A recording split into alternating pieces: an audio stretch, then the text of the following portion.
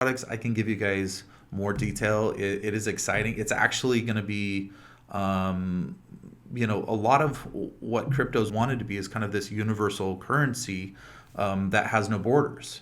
And part of the big challenge on a POS side is that there's all these different POSs, and a lot of people that want you to process a crypto right now, they want you to buy into their specific POS, which is a major purchase for if you're like a restaurant or you're a gas station or whatever it is. They all have their specific POSs, and all of them want them to switch their POS to this POS because that's how they make their money.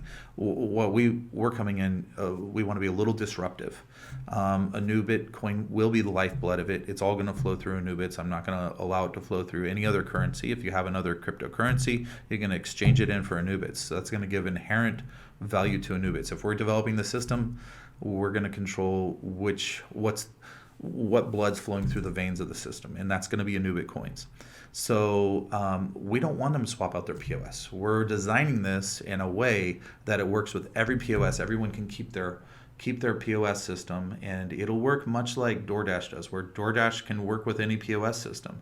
You don't need to replace your hardware, and all of a sudden people can process DoorDash orders. We're designing from the same concept. We're not just trying to sell them a new POS system, which is just silly.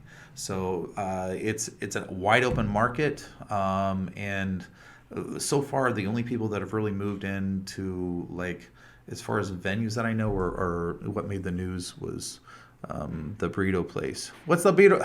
Chipotle. Chipotle. Yeah, Tanya's running from her desk over here.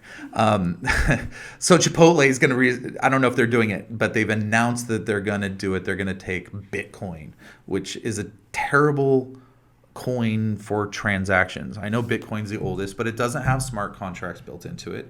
It generally has a high gas fees, making it super expensive, and it's a very slow transaction with Bitcoin. So ironically, Chipotle's coming in because Bitcoin's the big name everyone knows, and they're going to accept Bitcoin for their burritos.